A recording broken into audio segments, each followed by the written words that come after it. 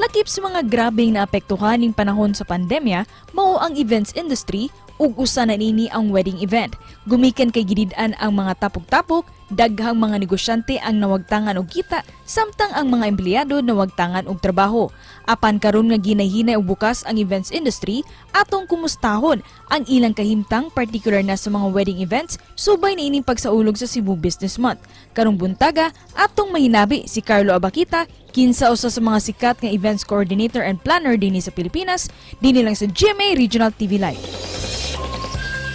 Kapuso, buwan sa Hunyo, wedding month. Mano itong hisgutan karong buntaga. O kumusta sab ka ang negosyo rong panahona ni mga events o mga kasal. Ngagipahigayon makauban nato inilang wedding o event planner dinhi sa Sugbo, Carlo Abaquita. Maayong buntag ug maupay na aga, Sir Carlo. Welcome sa GMA Regional TV Live. Kumusta ka karong buntaga? Hi, good morning, Nick. Maayong buntag. Good morning, GMA 7 News Live.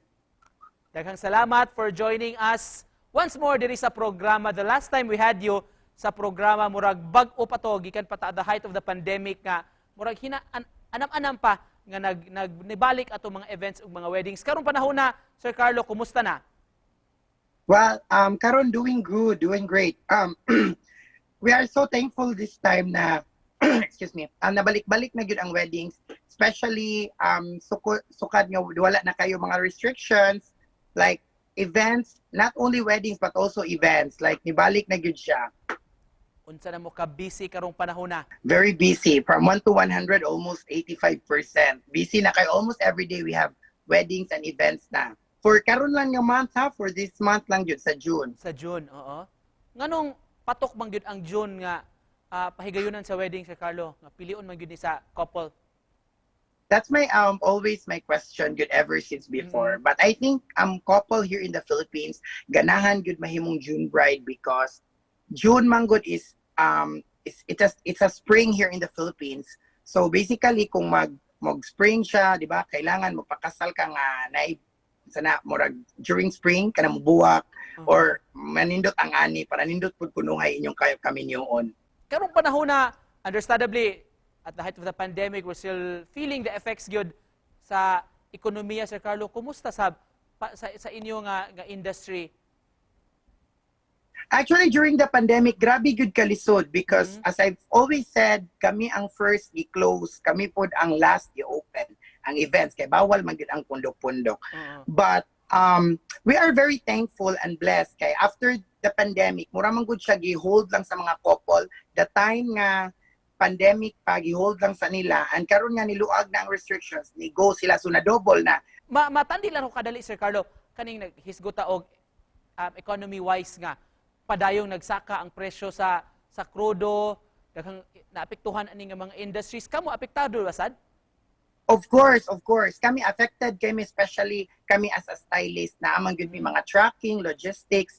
So sa una, 500 pesos full tank na, whole day na siya nga magkarga, karon na double gyud siya to 1,000. Affected siya in the sense nga everyday man good, especially everyday na adyo gadagan hatod kuha sa mga props and decorations. Issue on wage increase sa nga ipa-implement karon sa DOLE sa inyong sektor. Sa amua man good, it's the good thing about sa events industry, dili man good above minimum wage man good me. So dili kayo may problema kayo in terms sa pagsaka sa mga sweldo sa mga tao because we are above minimum wage. But the problem lang, dili man good all that time nga event. Same sa nag-work ka everyday na kay trabaho. Sa events man good, usahay man good, like for karon June busy kayo and July mo mingaw na pod, and August mingaw na pod, December na pod mo busy balik. So mao na mas dako gyud og income ang mga people in events industry versus sa ordinary nga nag-employed. How is it like ikaw nga murag imo na pong gi-maximize ang social media like TikTok aron ma-highlight ning imo mga bride or mga couples? Yeah, that's I always give advice to the young generations ba na if use your social media tool wisely. Like, pare sa amo, gigamit yun mo into business, kay mas at least na kay benefit after versus nga wala lang pang leisure time lang nimo, di ba? Sa reaction sa imong mga couples kaning mga nag-trending yun yung mga videos nga milyon-milyon na ang views? At first kay ma-shock sila because the challenge there man good, like amo man kung mga couple dili man good sila mga celebrity. Like there are an ordinary people nya ma-trending sila kalit, nya ma-interview sila, especially you guys in GMA kung suki mo interview sa mong couple, like different couples na interview din ha. Just to close this, Sir Carlo, message lang nimo sa mga nagtanaw na to, basin na pa yung mga couples nga murag undecided pa kung magpakasal na ba gyud sila or di, o sa mga gusto po di mong kumbensihon, Sir Carlo, nga ngayon na gyud nilang silyuhan ang ilang panaghigugma ay you have For the those floor. couples pakasal na ron kay mulak daw niya balik. Joke.